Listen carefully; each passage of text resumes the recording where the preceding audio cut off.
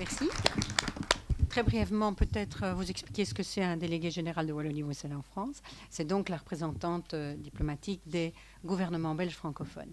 Vous dire aussi, donc là, c'est bien parce que je suis en compagnie d'autres États fédéraux et donc je me sens bien. Et puis il y a beaucoup de choses qui se recoupent. Moi, je vous parlerai de la Belgique francophone dont Alexandra Vadonot nous a déjà si bien parlé. Et c'est simplement effectivement pour vous dire que pour nous, la diplomatie culturelle est extrêmement importante. Alors la diplomatie culturelle, on l'a vu ce matin, c'est à la fois une diplomatie formelle, des accords, des traités, des instruments.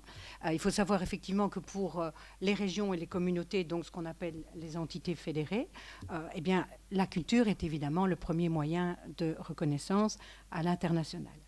Alors, diplomatie culturelle, c'est un phénomène ancien et toujours, et beaucoup l'ont relevé ce matin, lié à des objectifs économiques et politiques. On peut se souvenir de l'Empire romain, ça, hein. Les villes italiennes à la Renaissance, elles ont été citées aussi. Et voyons un petit peu d'ailleurs les conséquences de la signature du plan Marshall à la fin de la guerre et les accords qu'il y a eu avec la France. Et je peux vous dire qu'au premier trimestre 46, on comptait 38 films américains pour 46 films français. Au premier semestre 47, on en comptait déjà 338. Je ne vous parle pas de la suite qui est connue.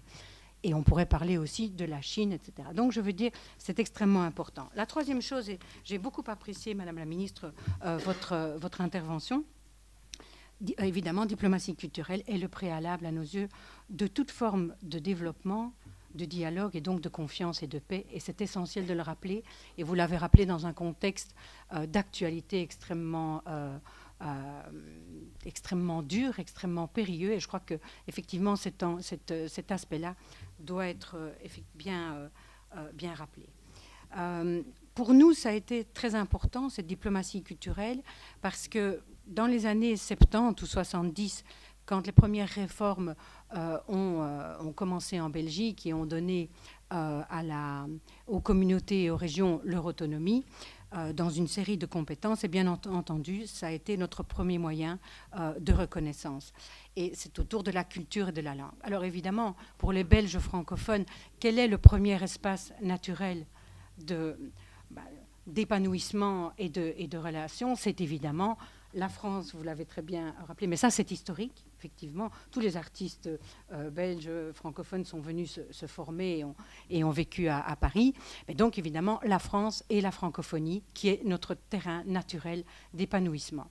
Personnellement, puisque certains ont parlé un peu de leur vécu. Moi, je suis comme Obélix dans la potion magique. Je suis tombée dans la francophonie depuis 1986 et j'y suis profondément attachée parce qu'effectivement, pour nous, Belges francophones, c'est vraiment quelque chose dont on fait partie par les valeurs, par la langue évidemment partagée et par ces valeurs qui ont été rappelées ce matin, essentielles et fondamentales de solidarité, mais qui chaque fois sont liées à la culture, valeurs de démocratie, et tout ce qui, pour nous, représente effectivement la base de l'humanité.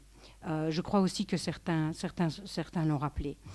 Donc, en fait, c'est un choix politique, stratégique et un choix de cœur. Parce que pour nous, le choix de cette francophonie était un choix politique aussi, parce qu'il nous permettait d'exister sur la scène internationale, et ce, d'ailleurs, de plus en plus. Alors je veux relever, parce que je ne vais pas vous prendre trop de temps, mais je veux relever des choses extrêmement importantes qui ont été dites ce matin.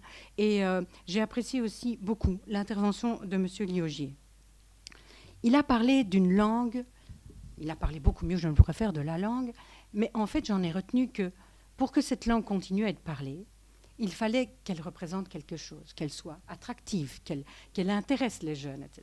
Alors, que pouvons-nous faire pour ça? On ne peut pas se cantonner aux domaines fondamentaux qu'on a relevés, mais il faut se tourner vers l'avenir. Il faut que cette langue et cette francophonie proposent d'autres choses aux jeunes. Je reviens à la francophonie, à la culture, à la diversité culturelle. Et pour ceux qui ne le savent pas, je peux vous dire que c'est la francophonie qui a initié toute la réflexion qui a amené après à la Convention sur la diversité culturelle, qui a été logée à l'UNESCO. Mais logé à l'UNESCO. Tout le débat et la réflexion en amont, c'est effectivement la francophonie qu'il a eue. Alors la vraie question sur cette convention maintenant, et je relaye ça à l'avenir aux jeunes et à des secteurs attractifs, c'est d'introduire ou de valoriser dans cette convention tout le volet numérique. Et là aussi, je reviens à plusieurs choses qui ont été évoquées ce matin. La publicité, c'est intéressant.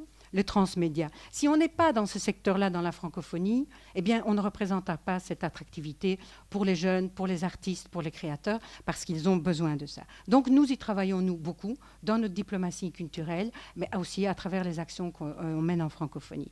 Donc, cet aspect à venir, pragmatique, concret, je crois que nous avons l'obligation morale, tous, d'y participer.